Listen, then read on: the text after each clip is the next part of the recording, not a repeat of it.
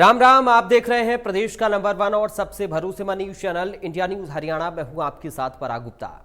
25 मई यानी हरियाणा में लोकसभा चुनाव की तारीख का दिन नजदीक आते ही प्रदेश की राजनीति में जबरदस्त सियासी उबाल आ गया है। प्रदेश के नेताओं के बाद दलों के दिग्गजों ने चुनाव प्रचार की कमान अपने हाथों में थाम ली है। हरियाणा में पार्टियों के बड़े नेताओं की एंट्री ने चुनाव को नया मूड दे दिया है। पहले पीएम मोदी की अंबाला और सोनीपत में रैली, फिर गृह मंत्री अमित शाह और अब बीजेपी अध्यक्ष जेपी नड्डा के रोड शो से चारों तरफ सियासी शोर ही सुनाई दे रहा है। जींद में पार्टी प्रत्याशी के समर्थन में रोड शो के दौरान जेपी नड्डा ने कांग्रेस और पूर्व सीएम भूपेंद्र हुड्डा पर जमकर हमला बोला। कांग्रेस पर घोटाले का आरोप लगाते हुए जेपी नड्डा ने कहा कि कांग्रेस का शासनकाल घोटाले से भरा हुआ था, जिसमें कोयला घोटाला, 2G घोटाला, पनडुब्बी घोटाला शामिल रहा।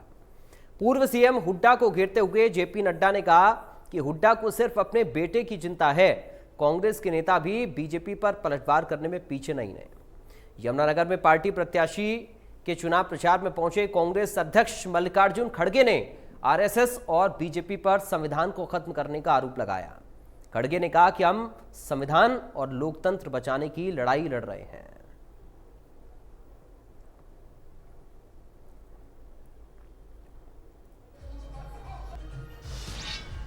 बोलो कोयला घोटाला किया था कि नहीं किया था? बोलो चावल घोटाला किया था कि नहीं किया था? बोलो चीनी घोटाला किया था कि नहीं किया था? बोलो पनडुब्बी घोटाला देश के साथ द्रोह किया था कि नहीं किया था? बोलो हेलीकॉप्टर घोटाला किया था कि नहीं किया था? 2G का घोटाला किया था कि नहीं किया था? 3G का घोटाला किया था कि नहीं किया था? जीजा जी ने घोटाला किया था कि नहीं किया था?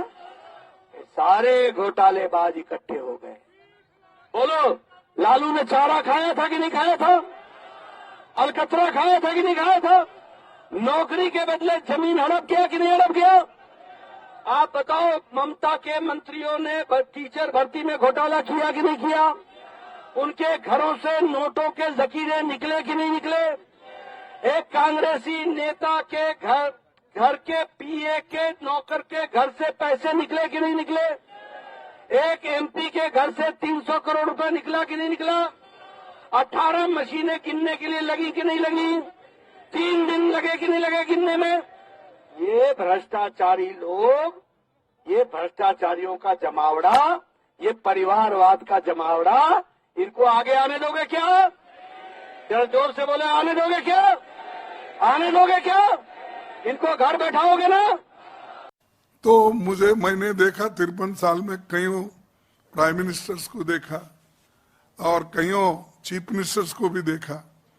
कोई ऐसा नहीं बोला जैसा मोदी साहब बोल रहे हैं। क्या बोल रहे हैं मोदी साहब? देखो, वो जातीय जनगणना करके आपका एक्सरे करेंगे घर का। घर में जो कुछ भी है, सोना चांदी और आपके घर में जो भी संपत्ति है उसका बंटवारा करेंगे। अरे हम तो 55 साल हुकूमत किए, कभी किसी के पास छीन लेके हमने किया? किसी का मंगलसूत्र हमने छीना? लेकिन प्राइम मिनिस्टर ऐसा बोलते हैं तो मुझे अजब लगा। और मनुष्य को कम से कम ये ध्यान होना चाहिए कि क्या इमीडिएटली जो संविधान हमारे पास है उसके तहत जब हम सभी लोग चलने की कोशिश कर रहे हैं और उन्होंने उसके खिलाफ चल रहे हैं। तो जेपी नड्डा और मल्लिकार्जुन खड़गे को आप सुन रहे थे। इस वक्त हमारे साथ कुछ खास पैमाने हैं, आपका परिचय कराएं, उसके बाद हम इसी मुद्दे पर आज चर्चा करेंगे। बीजेपी से प्रवक्ता डॉक्टर पंकज बेनीवाल हैं। पंकज जी, आपका स्वागत है। कांग्रेस से प्रवक्ता सुरेश रोड़ हैं। सुरेश जी, आपका स्वागत है। जेजेपी से प्रवक्ता विवेक चौधरी हैं। विवेक जी, आपका स्वागत है। इनेलो से प्रवक्ता अमनदीप केसरी हैं। अमनदीप जी, आपका स्वागत है। सुरेश रोड़ जी, शुरुआत में आपके साथ ही कर रहा हूं। दोनों नेताओं को हमने सुना, नड्डा साहब घोटाले की बात कर रहे थे, तो कैसे बनेगी फिर आप लोगों की बात? जी, नड्डा साहब शायद बंगारू लक्ष्मण की याद करा रहे थे हरियाणा वासियों को। बंगारू लक्ष्मण जी बीजेपी के राष्ट्रीय अध्यक्ष हुआ करते थे और वो 1 लाख की रिश्वत लेते हुए सरेआम टीवी पर, सोशल मीडिया पर या मीडिया पर दिखाए गए। और जो इन्होंने घोटाले की बात की, आज ये कोयला घोटाले का भी नाम ले गए। पता नहीं ये जानबूझकर मोदी जी की एक तुहीन करना चाहते हैं, क्योंकि मोदी जी ने तो कोयला घोटाले के आरोपी नवीन जिंदल को, जो पूर्व में कांग्रेस में हुआ करते थे, उनको टिकट थमाकर धर्मनगरी कुरुक्षेत्र में भेज दिया है। तो मुझे तो विरोधाभास लग रहा है नड्डा जी राष्ट्रीय अध्यक्ष हैं भारतीय जनता पार्टी के, वो ठीक ठाक भी हैं या नहीं है। वो तो अपने माननीय नरेंद्र मोदी जी के उल्ट दिशा में चलते नजर आए। आज उनके भाषण को अगर आप गहराई में देखें, उन्होंने कहा कि कोयला घोटाला, हम तो दुहाई ये देते थे, विभिन्न चैनलों पर डिबेट करते हैं, ओपन डिबेट भी कुरुक्षेत्र में 8-7 हो चुकी हैं। हम पार्टी की तरफ से ये बताते हैं हमेशा प्रयाग जी कि जिस नवीन जिंदल को, कांग्रेस के नेता को श्री नरेंद्र मोदी जी ने कोयला चोर कहा था, तो कांग्रेस पार्टी ने उनको, नवीन जिंदल जी को, बूथ स्तर से लेकर राष्ट्रीय स्तर तक कोई जिम्मेदारी नहीं दी।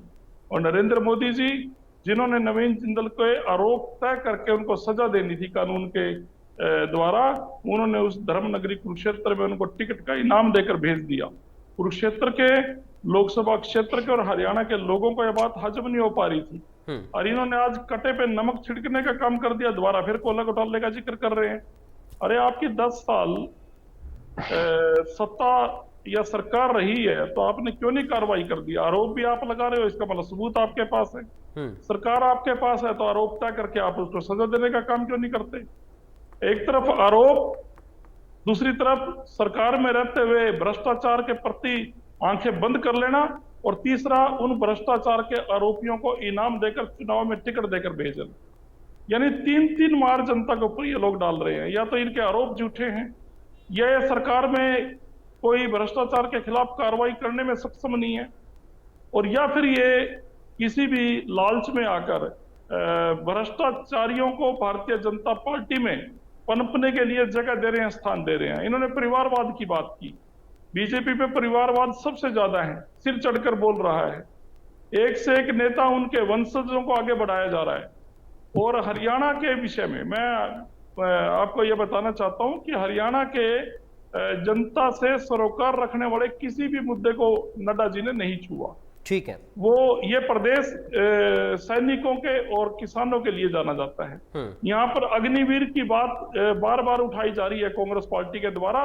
इन्होंने अग्निवीर के ऊपर भारतीय राष्ट्रीय एक इनका भारतीय जनता पार्टी के राष्ट्रीय अध्यक्ष होने के नाते इनका दायित्व बनता था उस पर क्लैरिफिकेशन देते। ठीक है, उस पर स्पष्ट करते कि इन्होंने 2 साल की सैनिक की ट्रेनिंग को 6 महीने की क्यों कर दिया, और 15 साल की सैनिक की नौकरी को बिना पेंशन 4 साल की क्यों कर दिया। बाप नौकरी करता, बेटर रिटायरमेंट पे घर आ जाता है कि युवाओं के लिए हरियाणा के ऐसा खिलवाड़ इन्होंने क्यों किया? इस चीज का जवाब नड्डा साहब को देना चाहिए था। 750 किसानों की शहीदी कैसे ले ली इन्होंने? तानाशाह दिल्ली के बॉर्डर नहीं लांग पाया, किसानों की सूद नहीं ली, पहलवान बेटियों की सूद नहीं ली। इसके ऊपर बीजेपी के राष्ट्रीय अध्यक्ष को जवाब देना चाहिए था। लेकिन वो अनाप शनाप बच्चों की तरह एक ही बात का रट्टा लगाते रहे कि ये किया कि नहीं किया, वो किया कि नहीं किया। अरे आपके तो भर्ती बोर्ड के चेयरमैन पकड़े गए पैसे लेते हुए हरियाणा में। अगर हम बात करें, सारे जितनी आपने स्थायी भर्ती जितनी करी, 150 अधिकारी लगाए, उनमें से 80% बाहर के युवा लगा दिए। हरियाणा के युवाओं के साथ भी खिलवाड़ किया। ठीक है सर, चलिए मैं अब लौटूंगा आपके पास अगले राउंड में। पंकज जी से जवाब ले लेते। पंकज जी, खड़गे साहब कह रहे हैं कि बीजेपी आरएसएस संविधान को खत्म करने पर तुले और हम इसी को बचाने की लड़ाई लड़ रहे हैं, और उन्होंने एक बात और कही कि लड़ाई आगे भी जारी रहेगी। इसका क्या मतलब समझें? नमस्कार पराग जी, सभी साथियों को नमस्कार, सभी दर्शकों को मेरा नमस्कार। 2014 से पहले देश के अंदर नेतृत्वहीन, दिशाहीन और नीतिहीन एक भ्रष्टाचार में डूबी हुई पार्टी कांग्रेस की पार्टी की सरकार थी। उसके खिलाफ पूरे देश के अंदर की भ्रष्टाचार में डूबी हुई कांग्रेस के खिलाफ एक वातावरण था, और 2014 में मोदी जी को प्रधानमंत्री बनाया गया। इसी देश की जनता ने बीजेपी की सरकार बनाई गई, 2019 में और ज्यादा मैंडेट के साथ सरकार बनाई। तो भारतीय जनता पार्टी पर या मोदी जी पर जनता जनार्दन का, भारत की देश की जनता का पूर्ण भरोसा है कि यही एक प्रधानमंत्री ऐसा है जो देश को आगे ले जाने के पथ पर है, और जिसके ऊपर भ्रष्टाचार का 25 पैसे का आरोप भी नहीं है। तो ऐसी जनता आज भारतीय जनता पार्टी के साथ है और वो कांग्रेस के कुकर्त्यों को, जो 55 सालों तक इन्होंने पूरे देश को पीछे धकेलने का काम किया है, वो भी देश की जनता ने देखा है। और देश की जनता ने यह भी देखा है कि इन 10 सालों के अंदर कैसे देश गतिशील हुआ है, विकासशील से विकसित की तरफ निकला है। ये सारी चीज भी आज भारतीय जनता पार्टी की जो सरकार रही, इसमें देश की जनता ने देखी है। अभी रोड साहब बात कर रहे थे कि भ्रष्टाचार के ऊपर काम नहीं हो रहा। अरविंद केजरीवाल पर जब सीबीआई ईडी की रेड लगती है, काम होता है, जेल में जाते हैं, तो कहते हैं लोकतंत्र खतरे में है। जब इनके भ्रष्टाचारी नेता, जब इनके अलायंस के भ्रष्टाचारी लोग जेल के अंदर पहुंच जाते हैं, तो तब इनको लोकतंत्र खतरे में लगता है। देश के लिए लोकतंत्र खतरे में नहीं है पराग जी, लोकतंत्र खतरे में है इस इंडिया अलायंस के लिए, इस घमंडी अलायंस के लिए, भ्रष्टाचारियों के टोले के लिए, भ्रष्टाचारियों के गैंग के लिए। आज ये लोग अपना बचाव करना चाह रहे हैं। इस वजह से लोकतंत्र शब्द का प्रयोग ये लोग बार बार करके जनता को भ्रमित करना चाहते हैं, लेकिन जनता भ्रमित होने वाली नहीं है, क्योंकि 55 साल से इनके कुकर्ते देखे हैं और 10 साल से अरविंद केजरीवाल के दिल्ली में और पंजाब में जैसे वो कर रहे हैं, वो सब दुनिया के सामने है। कि आदमी ढकोसला करके ये कहता था कि 2012 में अन्ना मूवमेंट में कि कांग्रेस सरकार सबसे भ्रष्टाचारी है और सीआरपीसी पर केस होना चाहिए, इंटेरोगेशन होना चाहिए सोनिया गांधी का, राहुल गांधी का, प्रियंका गांधी का, वाड्रा का, सबके खिलाफ उसके पास ऐसे 370 पेजों की फाइल हुआ करती थी। मेरे को आज भी याद है कि वो ऐसे स्टेज पे खड़े होकर कहा करते थे। और आज जब वो भ्रष्टाचार में लिप्त हो गए, भ्रष्टाचार करने लग गए, जब इनके ही जैसे हो गए, तो आज इनके साथ खड़े हैं और इन्होंने भी बाहें फैलाकर उनका स्वागत किया है। नहीं तो भूपेंद्र सिंह हुड्डा हरियाणा में कहते थे कि अरविंद केजरीवाल का कोई सौदा कोनी, ये शब्द हरियाणवी वर्ड यूज किया करते थे कि अरविंद केजरीवाल का और आम आदमी पार्टी का हरियाणा में कोई सौदा कौन है, ना इन दोनों की बात। और लेकिन फिर भी कैसा अलायंस है कि दिल्ली और हरियाणा के अंदर ये दोनों इलू इलू खेलते हैं और पंजाब में कहते हैं कि हम आपके हैं कौन। किस तरीके का लालच इनके अंदर भरा हुआ है, ये लालच के दम पर आज जाना चाहते हैं, लेकिन देश की जनता इनको उस लालच में जाने नहीं देगी। ये कितना ही लालच क्यों ना कर ले, भ्रष्टाचारियों का अब अंत होगा। 10 साल नरेंद्र मोदी जी ने जितने भी भ्रष्टाचारी थे उन सबको जेल पहुंचाया। मैं फिर कहूंगा कि जितना भी ये इंडिया अलायंस है, घमंडी अलायंस है, या तो इनके नेता जेल में है या इनके नेता बेल पे हैं। ठीक है अमनदीप जी, दोनों तरफ से घोटाला भ्रष्टाचार हो रहा है।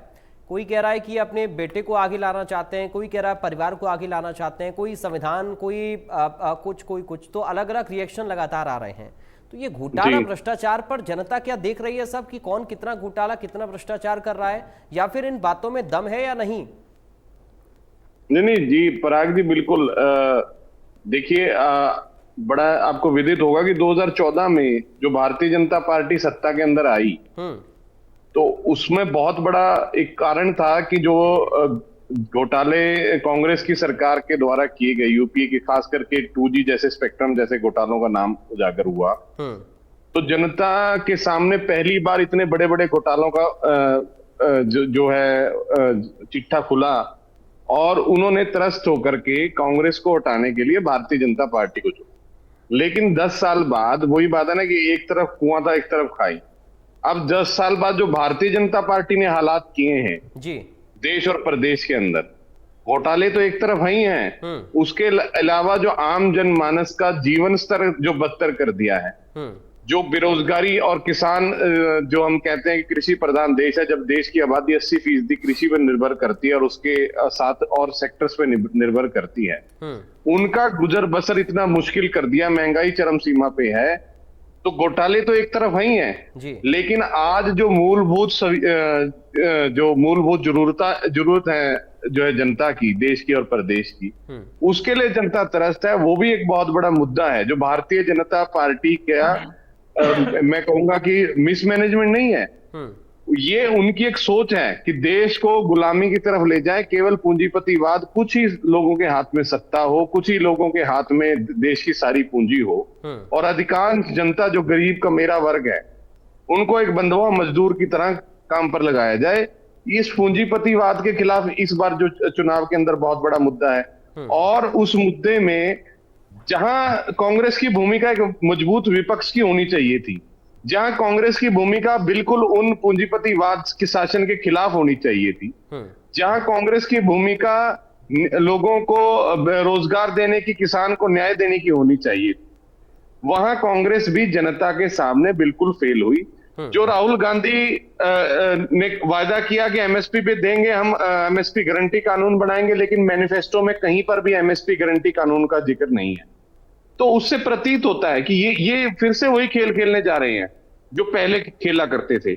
और आज जनता, ये बात बिल्कुल स्पष्ट है कि भारतीय जनता पार्टी को बदलना चाहती है, बुरी तरह से इनसे छुटकारा पाना चाहती है, लेकिन एक मजबूत विकल्प देने में कांग्रेस भी हरियाणा प्रदेश के अंदर विफल हुई। और कांग्रेस ने तो इस तरह से जनता के सामने अपने आप को प्रस्तुत किया कि उनको जनता के हितों का कोई सरोकार नहीं, केवल राहुल गांधी जी का फ्यूचर बच जाए, केवल दीपेंद्र हुड्डा जी का फ्यूचर बच जाए।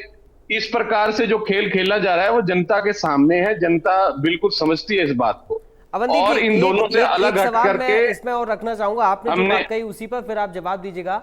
आप कह रहे हैं कि हरियाणा में कांग्रेस भी इतनी सक्षम नहीं कि बीजेपी को डिफीट कर पाए, तो केंद्र में आप कैसे देख रहे हैं? फिर केंद्र में कौन है? नहीं, मैं तो कह ही रहा हूं कि भाई हरियाणा के अंदर देखिए, केंद्र की बात मैं तो दूसरे प्रदेशों में ना तो मैं जानकारी ले पाया चुनाव की। मैं तो अपने प्रदेश से अंदाजा लगाता हूं कि बाकी प्रदेशों में भी यही हालात होंगे। ठीक है। आज कांग्रेस पार्टी, मैं ये कह रहा था कि कांग्रेस पार्टी जो मजबूत विकल्प लोगों को दे सकती थी उसको देने में नाकाम हुई। ये किस तरह का एक जो इन्होंने प्रस्तुत किया, अपने आप को प्रेजेंट किया लोगों के सामने। ठीक है। लोग तो त्राहिमाम कर रहे हैं, इनको केवल अपने बेटों का फ्यूचर बचाना है, अपने बेटों की कुर्सी बचानी है, इससे अलग ये बात ही नहीं कर रहे जनता की। क्या इनको जनता के हितों का सरोकार है? वो नहीं दिख रहा। ये तो केवल मात्र अपनी सेटिंग करने में लगे हुए हैं, किसी प्रकार से ये बन जाए, बाकी कोई बात नहीं, चाहे जनता के जो दुख दर्द है वो बाढ़ में जाए। जिस प्रकार से मैं ये कह रहा हूं कि कांग्रेस ने अपने आप को प्रस्तुत किया, जनता उससे भी निराश है। इसी वजह से हरियाणा के अंदर तो हमने तीसरा विकल्प दिया ही है। ठीक है। हमने हरियाणा प्रदेश के अंदर एनसीपी के साथ मिलकर के, आरजेपी के साथ मिलकर के 10 की 10 सीटों पर पूरे प्रदेशवासियों को एक तीसरा विकल्प देने का काम किया है। और जनता वो देख भी रही है, जनता उस पर भरोसा भी कर रही है। ठीक है। और हमारा तो इतना दृष्ट है, हमारा भूपेंद्र सिंह हुड्डा की तरह कमजोर स्टैंड नहीं है। हमने तो क्लियर कह दिया है कि नरेंद्र मोदी के खिलाफ जाएंगे लोकसभा में, अगर आप चुन करके भेजते हो, जनता चुन करके भेजती है। भूपेंद्र सिंह हुड्डा का कोई भरोसा नहीं है, इन्होंने 370 पर समर्थन कर दिया था भारतीय जनता पार्टी। ठीक है। आप भरोसा नहीं कर सकते, इन्होंने 370 पर भारतीय जनता पार्टी का समर्थन कर दिया था। सुभाष चंद्रा को जिताने में अहम भूमिका भूपेंद्र सिंह हुड्डा और जयप्रकाश जेपी की रही, जिन्होंने स्याही बदली और जो कांग्रेस के खिलाफ एक स्पेशल प्रोग्राम चलाते हैं टीवी के ऊपर। ठीक है। ये लोग जो इन्होंने प्रस्तुत किया जनता के सामने, मनोहर लाल खट्टर के सामने ऐसे एक युवक को खड़ा कर दिया जो ना तो वहां स्थानीय है ना उसको कोई जानता है। ठीक है सर, ठीक है। आपके कहां चले गए इतनी चलिए, बड़ी मैं आऊंगा, मैं और आगे विस्तार से आऊंगा आपके पास। रोड साहब आऊंगा, थोड़ा सा रुकिए, एक कमेंट पहले विवेक जी से मिलूं, उनकी बारी अभी नहीं आई। विवेक जी, क्या जो अमनदीप जी कह रहे हैं हरियाणा में कांग्रेस सक्षम नहीं है बीजेपी को रोकने के लिए, और दूसरा ये कि बार बार घोटाले या भ्रष्टाचार की बात हो रही है और आरोप एक दूसरे के ऊपर लग रहे हैं, आम दिनों में एक दूसरे को पानी पी पी कर कोसते हैं हम इन्हीं मुद्दों को लेकर, और जब चुनाव आता है तो अपना हित साधने के लिए एक साथ मिल जाते हैं, तो फिर ये कैसी राजनीति? क्या जनता इन सबको नहीं देख पा रही है? पराग भाई, बिल्कुल जनता देख भी रही है और जनता समझ भी रही है। मैं बीजेपी प्रवक्ता को भी सुन रहा था, मैं कांग्रेस प्रवक्ता को भी सुन रहा था, और मैंने अमनदीप भाई को भी सुनने का काम किया। आज ये एक बात कह रहे हैं कि हमने जितने, बीजेपी प्रवक्ता ने कहा कि जितने भ्रष्टाचारी थे उन्हें जेल में डालने का काम किया। 2014 में भूपेंद्र सिंह हुड्डा को भी पानी पी पी के कोसने का काम मोदी जी करते थे और इनके बीजेपी के तमाम नेता करते थे। रॉबर्ट वाड्रा को भी पानी पी पी के कोसने का काम इनके नेता करते थे। सोनिया गांधी को भी पानी पी पी के कोसने का काम करते थे। आज का जो जेपी नड्डा जी का भाषण हमने सुना, उस भाषण से बहुत कुछ स्पष्ट हो गया।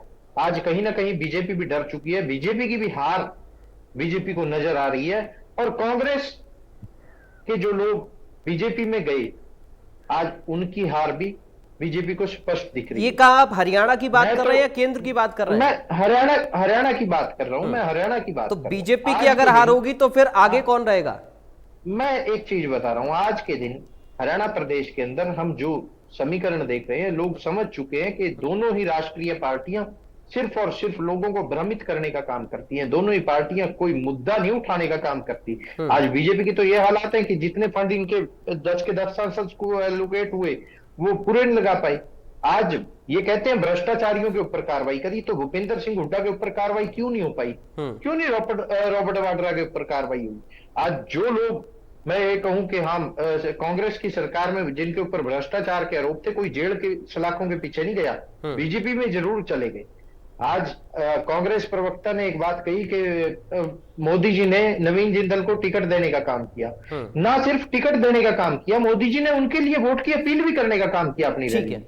हम तो ये जानते हैं, आज जनता समझ चुकी है कि क्षेत्रीय पार्टी क्षेत्रीय मुद्दे उठाएगी, राष्ट्रीय पार्टी सिर्फ और सिर्फ राष्ट्रीय मुद्दों की बात करेगी। आज हरियाणा प्रदेश के अगर मुद्दे किसी ने उठाने का काम किया, यानी आप ये कह रहे हैं कि हरियाणा के अंदर अब क्षेत्रीय पार्टियों का दबदबा बढ़ता हुआ आप देख पा रहे हैं? आप नहीं देखिएगा, साउथ की तरह आज हरियाणा प्रदेश में भी लोग समझ चुके हैं कि जननायक जनता पार्टी ने चाहे लोकसभा में हो चाहे विधानसभा में हो, बारी बारी हरियाणा के हितों की बात करने का काम किया। आदरणीय दुष्यंत चौटाला जी ने सांसद रहते हुए जो विजन लोगों को दिखाया, उस विजन के ऊपर लोगों को विश्वास है और उसी के कारण जननायक जनता पार्टी को बहुत प्यार मान सम्मान देने का काम कर रहे हैं। आज तो मैं एक चीज पूछना चाहूंगा पराग भाई, आज बीजेपी के बाद कांग्रेस राष्ट्रीय पार्टी है और उसके बाद आती है इनेलो।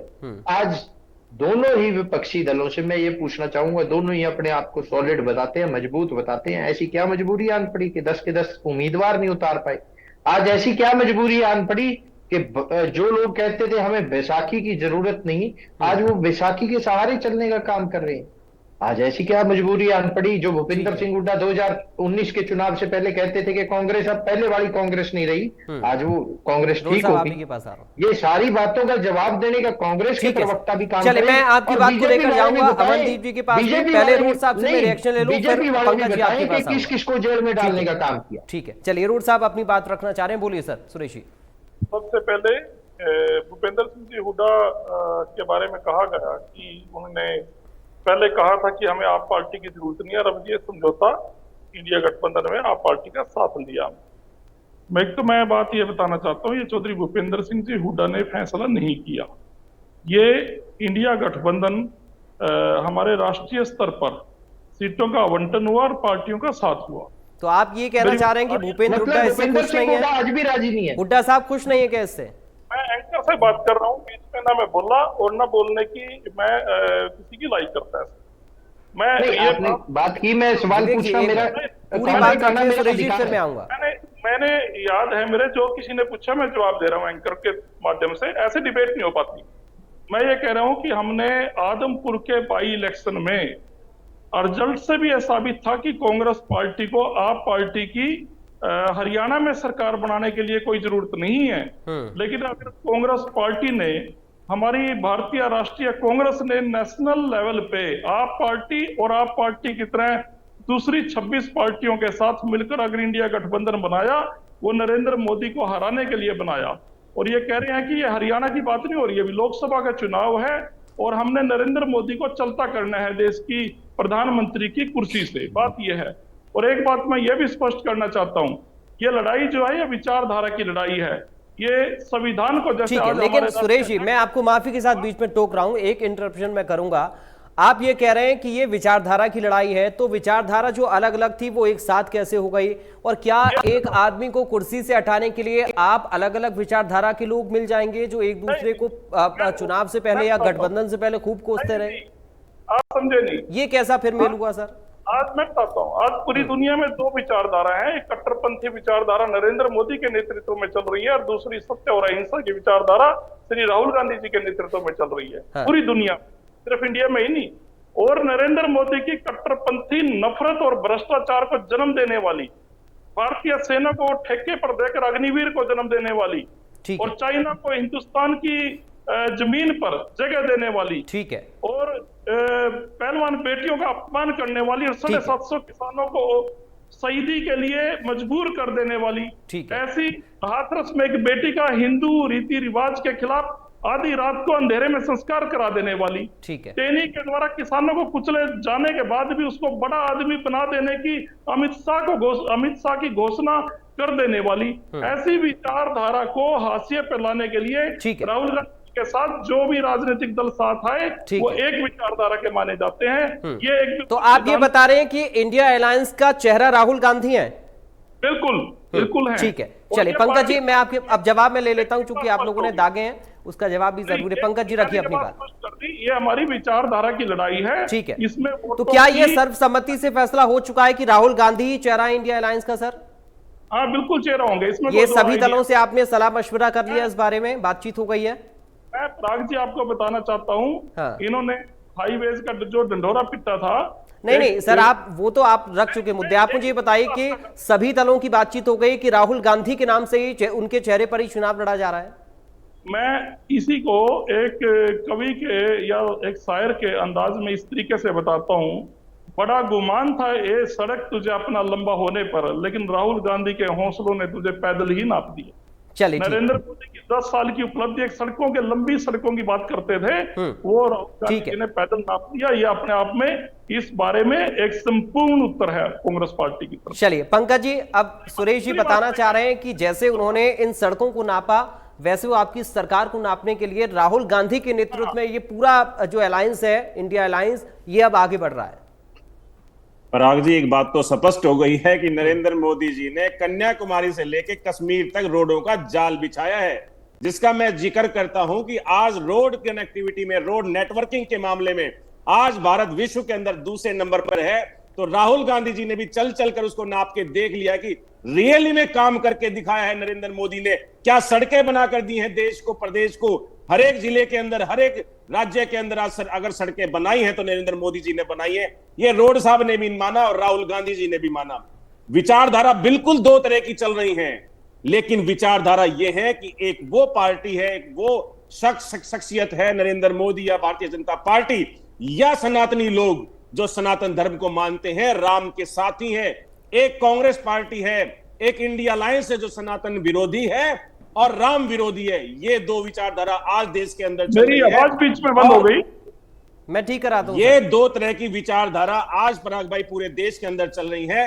और सनातन विरोधी, सेनाओं के विरोधी ये कांग्रेस पार्टी के नेता या अभी ये जो जितने भी प्रवक्ता बैठे हैं, ये पिछले 55 साल से रहे हैं, जिसका खामियाजा इनको 2014 में भुगतना पड़ा, जब नरेंद्र मोदी जी ने बताया कि कैसे ये आतंकवाद के साथ मिलकर के देश को पीछे करने का काम करते हैं। मैं एक आंकड़ा दे देता हूं आपको, 1994 से लेकर 2014 तक 47,000 आतंकी हमले छोटे बड़े मिलाकर के हुए थे इस देश के ऊपर। हमारे जो हरियाणा के जो जवान हैं, रोज अर्थियां आती थी देश के तिरंगे में लपेट करके कि आज उस गांव से आ गई, आज इस जिले से आ गई, आज इस जिले से आ गई। लेकिन जब से 2014 से नरेंद्र मोदी जी की सरकार बनी है, आतंकी हमलों में जहां 47,000 थे वो सिर्फ 2,000 हुए हैं। पूरे देश की मैं बात कर रहा हूं। तो अब हरियाणा के जवान जो हमारे साथी हैं, जो हमारे आज सीमाओं पर खड़े हुए, डटकर खड़े हुए हैं, आज उनके सीने के ऊपर गोलियां नहीं लगती। आज पाकिस्तान डरता है। मोदी जी ने ठीक कहा था, अगर चूड़ियां नहीं पहनी है पाकिस्तान ने तो चूड़ियां पहना दी जाएंगी। डरते नहीं है। आज देश सुदृढ़ है, सशक्त प्रधानमंत्री है आज देश का, जिसकी वजह से पाकिस्तान अब आतंकवादी हमले करने से डरता है। उसको पता है कि सर्जिकल स्ट्राइक हो जाएगी, उसको पता है कि एयर स्ट्राइक हो जाएगी अगर हमने कुछ भी गड़बड़ की। तो आज वहां का प्रधानमंत्री हमारे तलवे नहीं चाटता है। आज का वहां का प्रधानमंत्री, देश का प्रधानमंत्री, आज हमसे आंखों में आंखें डालकर नहीं, हमारी आंखों से ऊपर होकर के बात करता है और एक के बदले 10 सर लाने की बातें करता है। आज का प्रधानमंत्री डरा हुआ प्रधानमंत्री नहीं है, जैसे कि कांग्रेस के राज में हुआ करता था। परिवारवाद की बात यहां पर उठी, तो परिवारवाद के लिए 3 प्रवक्ता मेरे भाई बैठे हुए हैं। 2 चौटाला परिवार से आते हैं और 1 सिर्फ गांधी परिवार से आते हैं। क्या कांग्रेस कभी भी गांधी परिवार के बाहर निकली? क्या आज लोकतंत्र से अगर बचना है तो परिवारवाद से बचना होगा। लोकतंत्र अगर बचाना है तो पहले इनको अपनी तीनों पार्टियों में बचाना होगा। लोकतंत्र अगर बचाना है तो राहुल गांधी का, जिसका नाम ले रहे हैं कि गांधी परिवार, अरे भैया कोई और नेता नहीं है पूरी कांग्रेस के पास? या ओम प्रकाश चौटाला जी की पार्टी में कोई और नेता नहीं है कि अभय चौटाला ही आगे जाएंगे? या दुष्यंत चौटाला की पार्टी में कोई और नेता नहीं है कि दुष्यंत चौटाला से आगे, चौटाला परिवार से कोई आगे नहीं निकल सकता? या कांग्रेस में भूपेंद्र सिंह हुड्डा, दीपेंद्र हुड्डा, यही एक रीत चली रहेगी? तो इन परिवारवाद की बातें ये बिल्कुल ही गलत है और आज देश समझ चुका है कि ये लोग अपने परिवार को विरासत में देना चाहते हैं देश की चीजें। और नरेंद्र मोदी बात करते हैं कि मैं विरासत में दूंगा भारत को, भारत की ही चीजें जिनके लिए मैं काम करता हूं।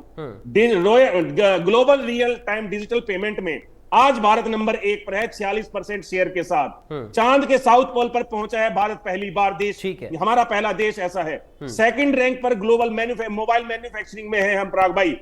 पहले हमारे पास फोन हुआ करते थे made in China, made in Japan, made in Korea. आज हमारे हाथ में फोन होता है मेड इन इंडिया का, क्योंकि वहां पर मोबाइल मैन्युफैक्चरिंग जो प्रोडक्शन है वो देश के अंदर आज लगाई है, तो नरेंद्र मोदी जी ने लगाई है। क्रूड स्टील प्रोडक्शन के अंदर आज भारत दूसरे नंबर पर है। रोड नेटवर्किंग के बारे में मैंने आपको बताया कि आज भारत दूसरे नंबर पर है। और मोटा अनाज अगर अंतरराष्ट्रीय लेवल पर आज पहुंचा है तो नरेंद्र मोदी जी की वजह से पहुंचा है। आज भारत का किसान अगर सुदृढ़ हुआ है तो नरेंद्र मोदी जी की वजह से हुआ है। आज हमारा मोटा अनाज व्हाइट हाउस में भी पहुंचता है, उसकी थाली में भी परोसा जाता है। ठीक है, ये नरेंद्र मोदी जी का काम है। आपके विरोधी तो ये कह रहे हैं यहीं बैठकर सर कि नड्डा साहब ने बात ही नहीं की खिलाड़ियों की, किसानों की हरियाणा में आकर।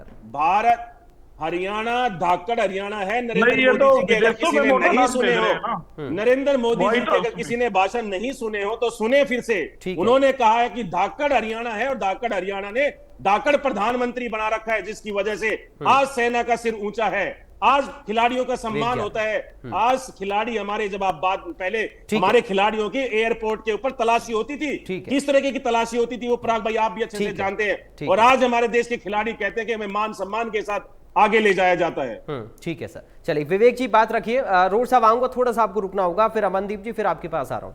विवेक जी बोलिए। पराग भाई बहुत सी बातें की गई, आतंकी हमले की और की गई, इनसे ये तो पूछ लिए जी पुलवामा का आज तक क्यों नहीं पता लगा कहां से पहुंचा आरडीएक्स। आज ये बारी बारी राष्ट्रीय मुद्दों पे ले जाने का काम कर रहे थे। नरेंद्र मोदी जी ने भी मोटे अनाज का जिक्र किया, अंबाला की धरती पे आके उनको लोकल नेता ये बताना भूल गए कि अंबाला में मोटा अनाज नहीं होता, गेहूं और जीरी होती है, ज्वार और बाजरा नहीं होता। आज वही जीरी का बीज ब्लैक में बिकने को मजबूर है, लोग ब्लैक में खरीदने को मजबूर है, लाइनों में लग लग के। आज के दिन ये किसान हितैषी होने की बात करते हैं, आज तक भी मंडियों से अनाज नहीं उठा। आज तकरीबन 2 महीने होने को है, आज तक भी मंडियों से अनाज नहीं उठा। आज की हालात ये बात करते हैं अपने आप को। बहुत सी मैंने जितने सवाल करे, इनके पास एक सवाल का जवाब नहीं था। इनके पास नहीं था जवाब कि हाँ इन्होंने नहीं, इनके 10 के 10 सांसद पूरा फंड लगा सके। अभी ये फौजियों की बात कर रहे थे और फौजियों की बात करते करते इतने कभी कहीं पहुंच गए, कभी कहीं पहुंच गए। मैं इनको हरियाणा में लाना चाहूंगा। फौजियों की बात करते हैं तो अंबाला से इनके कटारिया जी सांसद थे। तेपड़ा गांव है, तेपड़ा गांव का गुरसेवक सिंह शहीद हुआ था फौज के अंदर, 11 लाख रुपए अनाउंस करके आए थे, आज तक नहीं मिले।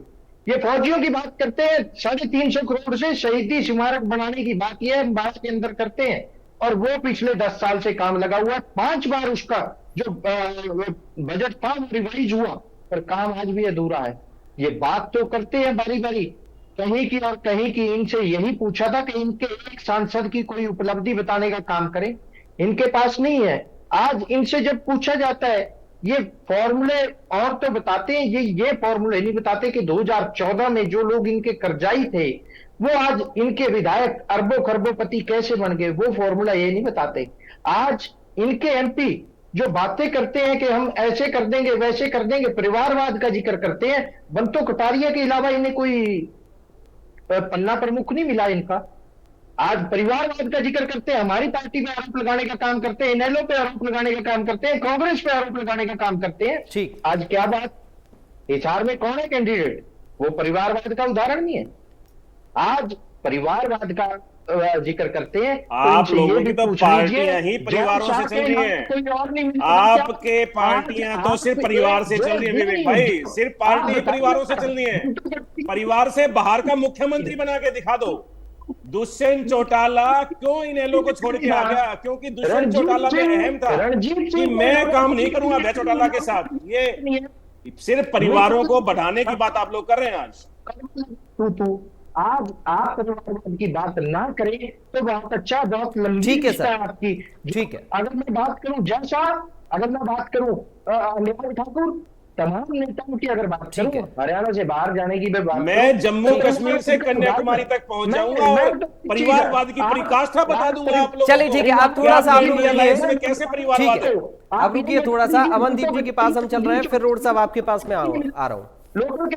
ठीक है, चलिए ठीक है, ठीक है। जी अमरदीप जी, पराग जी। आप ये बता रहे थे कि कांग्रेस पार्टी तो कुछ कर नहीं पा रही है, उधर रोड साहब ने तो ये बता दिया कि राहुल गांधी या कांग्रेस के झंडे के नीचे सभी दल आ गए। नहीं, मैं, हाँ, ये बात मुझे भी अचंभा लगी। और ये पहली बार ऐसा अगर आ गए हैं तो ये पहली बार हो रहा है कि वो कोई नाम नहीं ले रहा है कि कांग्रेस का से या इंडिया गठबंधन से राहुल गांधी प्रधानमंत्री होंगे। आज खड़गे साहब भी आए तो उन्होंने भी अपने भाषण में इस बात का जिक्र नहीं किया। ये शायद रोड साहब की या तो अपनी मनोकल्पना है या मुझे फिर लग रहा है कि एक पहली ख्वाब बार है, शायद अच्छी किसी बात ने है। बुरा होगा कि राहुल गांधी नेतृत्व कर रहे हैं। नहीं, मैं ये कह रहा हूं कि ये रोड साहब की इच्छा और ख्वाब हो सकते हैं, ये अच्छी बात है। लेकिन अगर ऐसा है तो बड़े नेता क्यों डर रहे हैं ये बोलने से? और वोट मांगने की जरूरत ही नहीं फिर तो। ये बोलने से डर रहे हैं कि राहुल गांधी का चेहरा है, क्योंकि भारतीय जनता पार्टी, देखिए जितने भी अभी पंकज बेनीवाल जी ने बड़े बड़े दावे करी, मेरे भाई आप ये बताना भूल गए कि दुनिया में आज भारत की आबादी सबसे ज्यादा है और पर कैपिटा इनकम में हम 197 नंबर देशों की अगर बात करें तो 142वें नंबर पे आते हैं। अगर हमारी इनकम की बात करें ना, जो गरीबी स्तर हमारे देश में है, यह दुनिया का सबसे गरीब हिस्सा इतना बड़ा देश होने के बावजूद। और जब भी कभी आप विकासशील देश से विकसित में जाते हैं तो उसका सबसे बड़ा पैमाना आपकी इनकम ही होती है, जो आपने नहीं बढ़ाई है, उल्टा उसको और कम किया है, जनसंख्या और बढ़ गई है। तो ये सब बातें ना बिल्कुल खोखली है। मैं और ज्यादा डिटेल में नहीं जाना चाहूंगा, इतनी ही बात से जवाब देना चाहूंगा कि जब बेरोजगारी देश के अंदर इतनी ज्यादा हो, जो देश कृषि पर निर्भर 80% जनसंख्या कर रही है और उसी सेक्टर को आपने डुबोने का काम और ज्यादा किया हो, तो देश विकसित नहीं जाएगा। ये तो आप एक आंकड़ा उठा के हम ऐसे तो नंबर 1 है जनसंख्या के अंदर, तो ये क्या गर्व की बात है? हम नंबर 1 है जनसंख्या के अंदर। हमारे पास देश में पूरे विश्व में सबसे ज्यादा युवा है जिनको हम इस्तेमाल कर सकते थे। लेकिन आज पलायन अगर सबसे ज्यादा पूरे विश्व में कहीं हो रहा है, आज कहीं युवा अपना घर छोड़ करके जा रहा है पूरे विश्व के अंदर, तो भारत देश है। और मैं बड़े मतलब इस बात को बड़े दुख से प्रकट कर रहा हूं कि सबसे ज्यादा हिंदू युवा ही छोड़कर जा रहा है। आप तो हिंदू राष्ट्र बना, सबसे ज्यादा छोड़ करके जा रहा है मेरे भाई। ये बातें लोग सुन सुन के पक चुके हैं और उसी का जवाब देना चाहते हैं। अब दूसरी बात इन्होंने कही परिवारवाद, थोड़ा संक्षेप में। परिवारवाद में कि जो मूल परिवारवाद का मुद्दा वो ये है कि जो काबिल नहीं है, जो जिस पद के काबिल नहीं है उसको वो पद नहीं मिलना चाहिए। ये परिवारवाद का मूल मुद्दा है। इससे ये मेरे भाई भी सहमत होंगे। तो हम भी ये कह रहे हैं कि जिस देश में एक आम युवा भी प्रधानमंत्री से ज्यादा पढ़ा लिखा है, एक आम युवा भी इतना ज्यादा मेहनत कर रहा है, जिस देश की 100 करोड़ से जनसंख्या से ज्यादा पढ़ी लिखी है प्रधानमंत्री, तो उसका प्रधानमंत्री भी ऐसा नहीं होना चाहिए इतना कम पढ़ा लिखा। हम भी यही कह रहे हैं कि काबिलियत के हिसाब से पद मिलना चाहिए। लोकतंत्र में जनता चुनती है, ना कि उसको अडानी अंबानी को चुनना चाहिए। संगठन चुनता है, ना कि उसको जो अडानी अंबानी को गोद में लेगा उसको पेश करना चाहिए। ये आज जनता के धरातल के मुद्दे हैं जिस पर इनको बात करनी चाहिए। कांग्रेस के साथ भी यही बात हो रही है। ठीक है कि अभी तक कांग्रेस के परिवार जो इन्होंने मुद्दा उठाया, ये राहुल, केवल भारतीय जनता पार्टी यही डर दिखाती है, आप दिखाइए कि भी राहुल बाबा ना प्रधानमंत्री बन जाए, क्योंकि लोगों को पता है राहुल का प्रधानमंत्री बनने का मतलब है कि बंदर के हाथ में उस तरह देने वाली बात है। जो ये जो मैच चल रहा है उससे जनता त्रस्त हो चुकी है। ठीक है सर। और जनता इस बार तीसरे विकल्प पर 100% जा रही है। हरियाणा प्रदेश की मैं बात करूं तो। ठीक है सर, ठीक है। सुरेश जी, एक संक्षेप में फाइनल रिएक्शन चाहूंगा क्योंकि समय बहुत कम बचा है मेरे पास। फिर पंकज जी आपके पास आ रहा हूं। मैं यही कहना चाह रहा हूं कि हिंदुस्तान की जनता 2 राहुल गांधी जी को जानती है। एक वो राहुल गांधी है जो नरेंद्र मोदी ने जनता के आगे एक तरह से पेश किया था, जो नरेंद्र मोदी जी ने वीडियो काट कर उनको पप्पू बनाया था। और एक इंदिरा गांधी जी का पोता स्वर्गीय राजीव गांधी जी का, जिनका आज शहीदी दिवस भी है 21 मई। राजीव जी और सोनिया जी का बेटा है राहुल गांधी, जननायक है, इस सदी का सबसे बड़ा महानायक है। और ये वो राहुल गांधी है जिसको नरेंद्र मोदी जी अगर 40 मिनट का भाषण देते हैं तो 37 बार राहुल गांधी का नाम लेते हैं। ये डर नरेंद्र मोदी का जो है, ये राहुल गांधी को, ये मुझे लगता है दोनों तरफ से फिर लागू होता है सर, नाम लेने वाली बात तो। और दूसरा ये कि कोई अपनी काबिलियत पर नेता बनता है ना सर, दूसरे की काबिलियत थोड़ा ना बनता। IT सेल पर कौन निर्भर है? उधर बीजेपी के भी तमाम सारे, प्रधानमंत्री के भी तमाम सारे वीडियो वायरल होते हैं। ये तो कोई तर्क नहीं हुआ कि ये प्रधानमंत्री ने उन्हें ऐसा बना दिया है। अरे वो जैसे हैं वैसे जनता के सामने रहेंगे ना। नहीं, देखिए, मैं 1 मिनट का समय चाहिए मुझे अब। जो सोशल मीडिया और मीडिया पे बीजेपी ने राहुल गांधी जी की इमेज बनाई थी, उसके लिए राहुल गांधी जी ने भारत जोड़ो यात्रा पे और भारत ठीक है। जोड़ो न्याय यात्रा पे निकलना पड़ा। और आज देश का ठीक है। प्रत्येक नागरिक हाँ 4 जून को पता लग जाएगा। चलिए, कि अब आप ये गांधी कह रहे हैं ना जी कि को राहुल गांधी पाकिस्तान परिपक्व हो नरेंद्र गए या मोदी फिर को चर्चा उनकी करेगा। जो असल छवि थी वो अब इस ये रोड शो मीडिया की अनदेखी ये थी इस यात्रा के कि बाद जिन्होंने सामने आ राहुल गई। ठीक गांधी है, को चलिए सही नहीं दिखाया। ठीक है। पंकज जी, बहुत संक्षेप में रखनी है सर बात, बहुत संक्षेप में फाइनल रिएक्शन आपका। मैं अमनदीप केसरी जी को एक जवाब देना चाहूंगा। इन्होंने पढ़े लिखे और अनपढ़ के बीच में एक बहुत बड़ी खाई पैदा की। तो हम ताऊ देवीलाल जी का बहुत सम्मान करते हैं और पूरा देश सम्मान करता है, लेकिन उनकी एजुकेशन क्वालिफिकेशन क्या थी अमनदीप केसरी जी बता दें।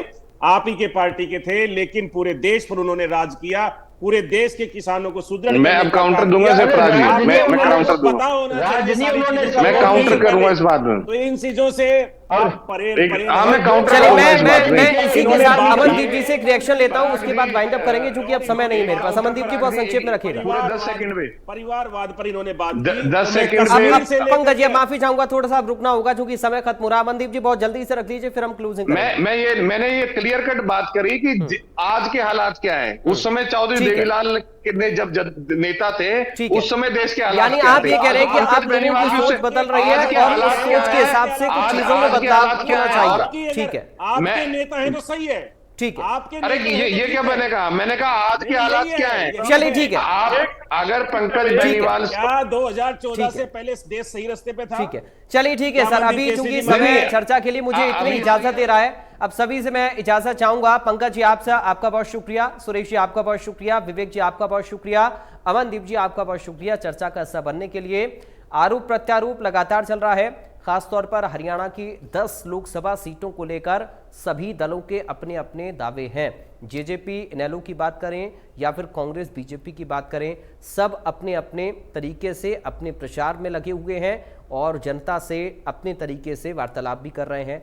4 जून की तारीख वो तारीख होगी जब सबके दावे सामने आएंगे, किसी के धराशायी होंगे तो किसी के सही साबित होंगे। फिलहाल बड़ी बहस में इतना ही। राम राम।